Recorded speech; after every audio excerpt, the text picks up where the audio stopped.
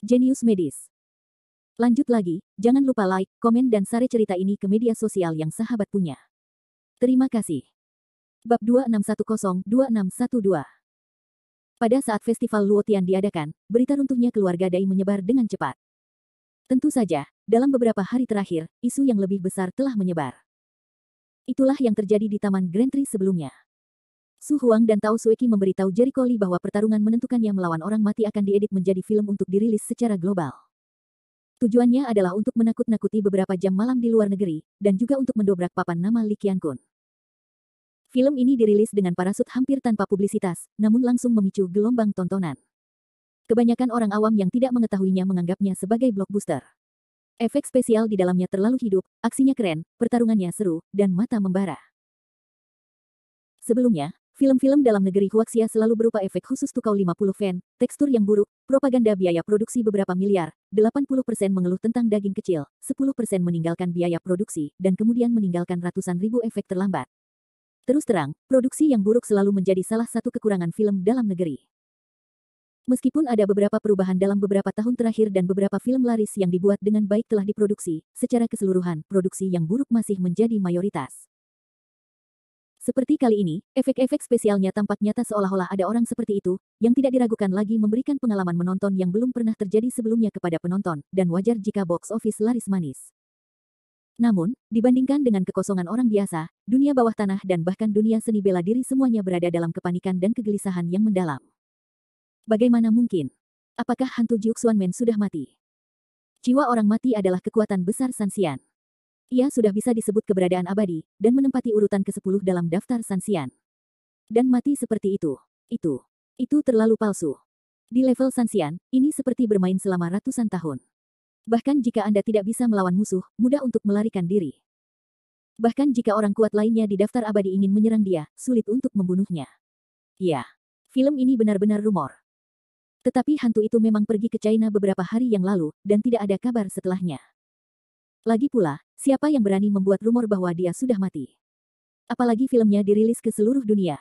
Jelas ada seseorang di baliknya. Jika bukan bukti yang meyakinkan, siapa yang berani melakukannya? Ya. Jika roh orang mati melompat keluar ke membantah rumor tersebut saat ini, mereka akan kehilangan seluruh wajah Tiongkok saat itu. Itulah kebenarannya, dan aku mendengar hal yang lebih mengerikan. Dewa pelindung Jiuk Xuanmen, mayat hidup, dan sesepuh iblis darah juga pergi ke Tiongkok kemarin, tapi tidak ada yang bergerak. Dikatakan bahwa keduanya sudah mati. Apa? Tidak mungkin. Anda mengatakan orang mati sudah mati, saya masih percaya bahwa orang mati dan iblis darah sudah mati. Itu bukan omong kosong. Itu omong kosong, tapi sejauh ini, Jiuk Xuanmen belum mengatakan apa-apa. Kematian orang mati telah dibicarakan oleh banyak orang. Sanxian, sebagai puncak dunia saat ini, bisa dikatakan sebagai langit-langit dunia seni bela diri. Kecuali makhluk abadi yang legendaris, tidak ada yang akan meragukan beratnya seorang Sanxian. Secara khusus, jiwa orang mati masih menjadi yang terdepan dalam keberadaan Sanxian, meski ada beberapa yang lebih kuat darinya, namun hal ini tidak mempengaruhi bahwa ia adalah salah satu yang terkuat di dunia saat ini. Sekarang, orang yang sangat kuat telah meninggal, yang tidak diragukan lagi membawa kejutan besar bagi dunia. Dari layar film, banyak orang yang tahu bahwa orang yang bertarung dengan orang mati adalah Lee Qiankun, yang menjadi terkenal dalam beberapa tahun terakhir dan meningkat dengan kecepatan komet. Setelah sekian lama, gerbang Jiuk Xuan mendengar berita tersebut dan mengakui kematian orang tersebut. Terlebih lagi, Jiuk Xuanmen juga mengakui berita kematian pelindung dewa dan sesepuh iblis darah. Untuk sesaat, dunia berguncang. Pasukan yang tak terhitung jumlahnya dikejutkan oleh berita mengejutkan ini.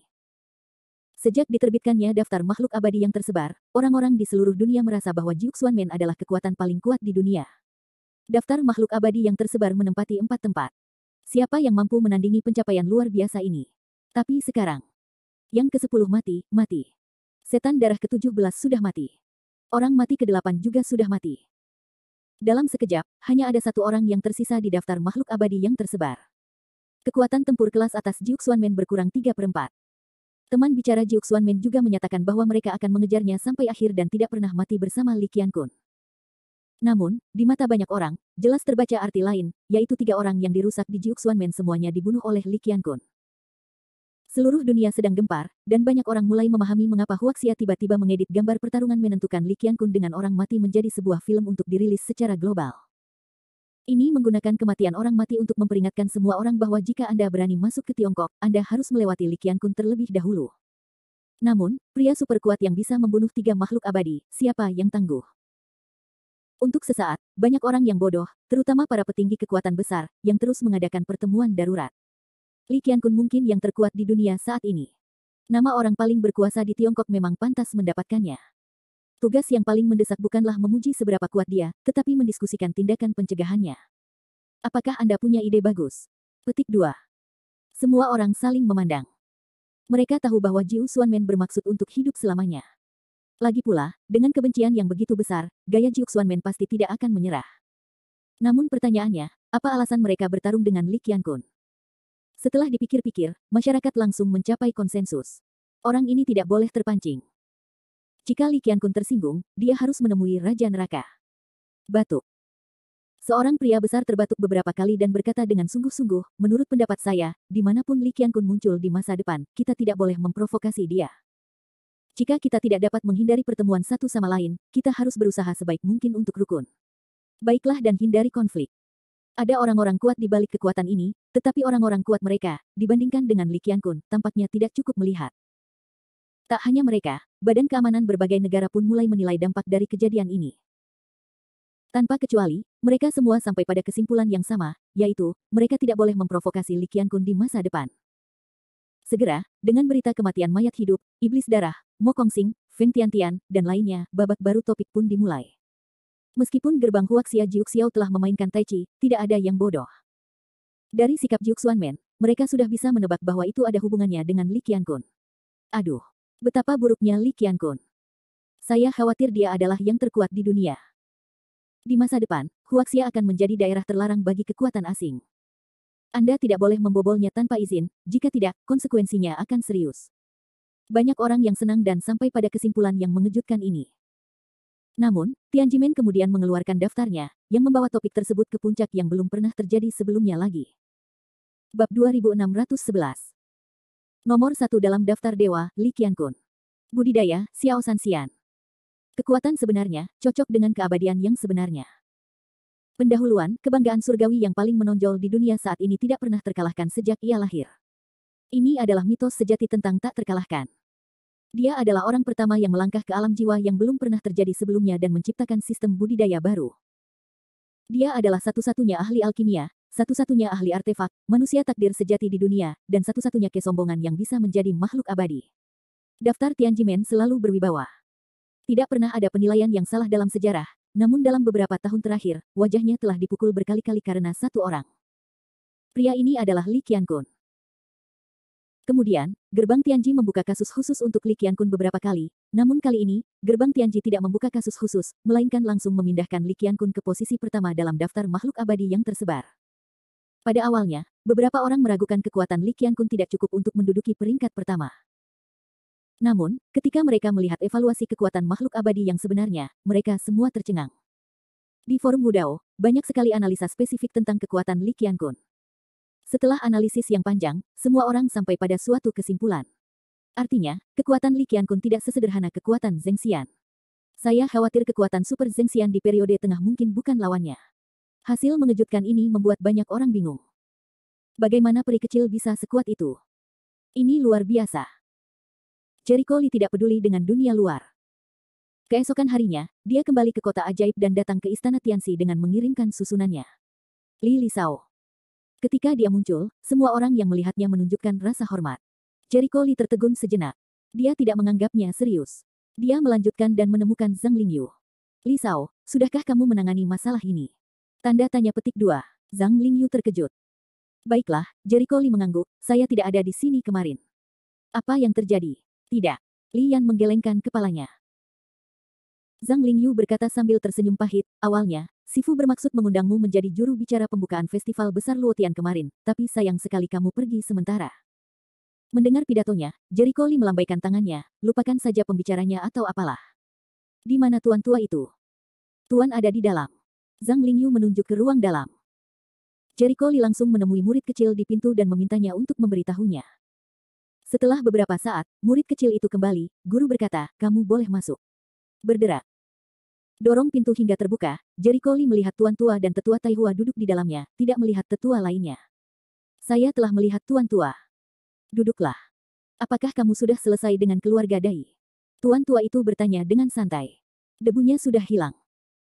Luo Tiandajiao selesai menggambar kemarin dan akan mulai berkompetisi di berbagai distrik hari ini. Tuan Tua itu memandangnya dengan sedikit ragu. Kemarin saya meminta Ling Yu untuk berkomunikasi dengan pemilik dari 36 keterampilan unik. Beberapa di antaranya berjalan lancar. Mereka telah setuju untuk menukar 36 keterampilan unik tersebut. Mendengar ini, Jericho Lee mengangkat alisnya dan berkata, masih ada beberapa orang yang tidak setuju. Ya. Penguasa surga tidak menyangkal bahwa, ketika 36 aksi disebarkan, beberapa di antaranya jatuh ke tangan pengkhianat. Sekarang pemiliknya membayar mahal untuk mendapatkan 36 aksi tersebut. Jelas tidak mungkin agar mereka bisa mengeluarkannya dengan mudah. Jericho Lee sudah menduga hal ini pada awalnya, dan dia tidak merasa terkejut. Saya akan kembali dan mengatur agar saya bertemu dengan mereka. Saya akan membujuk mereka. Orang-orang itu menolak tukar, hanya memberi bunga saja tidak cukup, benar-benar ingin mengambil kepentingan pihak lain masih bisa menolak menukar. Tidak mungkin. Sebelum datang ke sini, Jericho Lee juga melakukan banyak persiapan dan menyiapkan banyak sumber daya. Jika dia tidak mendapatkan apa yang diinginkan pihak lain, dia juga dapat mencarinya. Jalan sudah mati, manusia masih hidup. Yah, aku punya rencana ini, Tuan Tua itu mengangguk. Kompetisi akan segera dimulai. Kamu bisa meminta Ling Yu untuk mengantarmu ke orang-orang yang bersedia bertukar dan menghubungi mereka. Bagus. Jericho Lee berbalik untuk pergi dan berdiskusi dengan Zhang Lingyu. Zhang Lingyu juga tegas dan terus terang. Dia membawanya untuk mencari seseorang, dan Li Yan mengikutinya. Dalam perjalanan, izinkan saya memberitahu Anda tentang situasinya terlebih dahulu. Orang-orang yang menyetujui pertukaran juga mengemukakan persyaratan mereka sendiri. Lagi pula, mereka berusaha keras untuk mendapatkan 36 keterampilan unik. Tidak mungkin bagi mereka untuk mengambil sesuatu dengan sia-sia. Zhang Lingyu mengingatkan suatu cara. Jericho Lee mengangguk, saya mengerti itu. Bagus kalau kamu bisa mengerti. Jika kamu merasa kondisi pihak lain terlalu kuat untukmu, mundurlah. Ada beberapa keterampilan unik yang telah dipraktikkan oleh lebih dari satu orang, jadi seseorang tidak bisa melakukannya dan bisa ditukar dengan orang lain. Zhang Lingyu juga mengingatkan, tetapi sekarang ceritamu telah tersebar di sini, jadi mereka tidak boleh duduk diam dan menentukan harga. Lagi pula, jika mereka menyinggung perasaanmu, mereka tidak akan mendapatkan buah yang enak untuk dimakan. Tentu saja, sulit untuk menjamin bahwa akan ada beberapa barang bodoh yang harus ditagih terlalu mahal. Bagaimanapun, orang-orang seperti itu akan selalu ada di zaman berapapun. Memahami situasinya, ketiganya sampai pada jarak yang relatif dekat dari arena regional. Arena kompetisi Luo Tiandajiao lebih besar daripada kompetisi internasional. Ia juga memiliki banyak perlindungan perbatasan dan dijaga oleh paman-paman bela diri. Sebanyak 8 arena kompetisi sekaligus, di depan arena tantangan adalah arena tantangan ketiga. Zhang Lingyu memperkenalkan situasi arena tantangan berikutnya. Pada saat ini, kontes dimulai. Auditorium arena tantangan sudah penuh dengan orang, sangat ramai. Jericho Lee melihat ke tengah arena tantangan dan melihat wasit teriak. Suara itu bergema di seluruh arena tantangan. Xiao-xiao, darat dan udara. Kedua pria itu pergi ke lapangan, masing-masing mengepalkan tinjunya, dan wasit mulai bertarung segera setelah dia mengumumkan permulaannya. Salah satu dari mereka dari sekolah Quanzhen, yang lainnya dari gedung Chuanyu. Semuanya adalah sekolah terkenal. Kebetulan Xiao Xiao adalah pemilik dari 36 keterampilan unik Qi dan Yin. Dia lebih mudah berbicara dengan orang lain. Zhang Lingyu menunjuk Xiao Xiao yang mengenakan jubah crosstalk dan berkata, metode suara Qi. Ini adalah keterampilan unik yang setara dengan mata 1000 mil dan telinga yang halus. Ia dapat menggabungkan kekuatan jiwa dan merasakan fluktuasi energi dalam angin, suara, dan nafas. Oleh karena itu, orang yang melatih keterampilan unik ini selalu dapat mengambil langkah cepat dalam pertempuran dan mengantisipasi tindakan pihak lain. Bertarung dengan musuh seperti itu pada dasarnya sama dengan menangkap Miss Gurnus Angwili Caudatus. Li Shao, pemilik pemeran pengganti lainnya akan datang. Pada saat ini, Zhang Lingyu menunjuk ke seorang pria muda dengan rambut merah yang sedang berjalan ke arahnya. Pria muda itu memiliki pandangan yang kasar, dan seluruh tubuhnya memancarkan semacam suasana yang berapi-api. Namun, aneh bahwa dia memiliki tampilan tenang dan tidak dapat melihat penampilan panas apapun. Bab 2612. Lingyu abadi, sudah lama tidak bertemu. Pengunjung itu melambai kepada Zhang Lingyu sambil tersenyum. Semua orang yang mengikutinya juga menyapa sambil tersenyum. Pan Huo, aku ingat kamu tidak bermain di arena tantangan nomor 7. Kenapa kamu ada di sini? Zhang Lingyu sedikit bingung. Permainanku masih awal. Aku akan datang untuk melihat pertandingan Xiao Xiao dulu. Pan Huo berkata sambil tersenyum, lalu menatap Jericho Lee di sampingnya. Apakah ini? Zhang Lingyu mengangguk. Ya. Saya telah melihat Li Shao. Setelah dikonfirmasi, Pan Huo sangat bersemangat, dan beberapa orang di sampingnya membungkukkan tangan dengan hormat. Mereka terlihat seperti penggemar bertemu idola. Tidak perlu, kata Jericho Lee dengan tenang.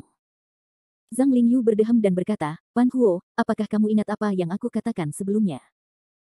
Pan Huo mengedipkan matanya, menarik Zhang Lingyu dan bertanya dengan suara rendah, Anda mengatakan bahwa orang yang menukar 36 keterampilan unik itu adalah dia. Ya, kamu tidak menebaknya. Kamu tidak mengatakannya sebelumnya, Pan Huo bergidik. Dia Li Qiankun. Siapa yang berani menawarinya syarat? Jangan, dia tidak semudi seperti yang kamu kira, Zhang Lingyu menatapnya pucat. Wajah Pan Huo memerah, aku tidak berani mengatakannya, tolong bantu aku mengatakannya. Zhang Lingyu terdiam dan memutar matanya. Kamu juga yang berlatih aksi naga api. Bagaimana kamu bisa menjadi seperti seorang wanita? Apakah kamu pantas menjadi begitu tebal? Rumput, bisakah kamu membantuku?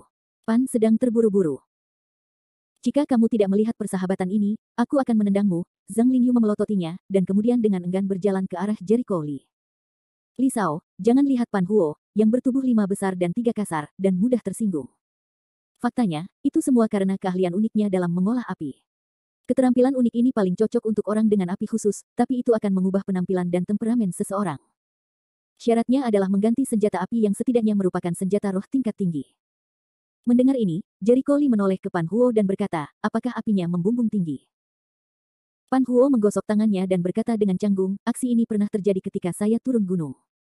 Kebetulan saya bertemu dengan 2 master jiwa yang bertarung secara pribadi. Sebelum dia meninggal, dia memberikan aksi ini kepada saya. Saya tidak terlihat seperti ini. Saya menyalahkan aksi ini.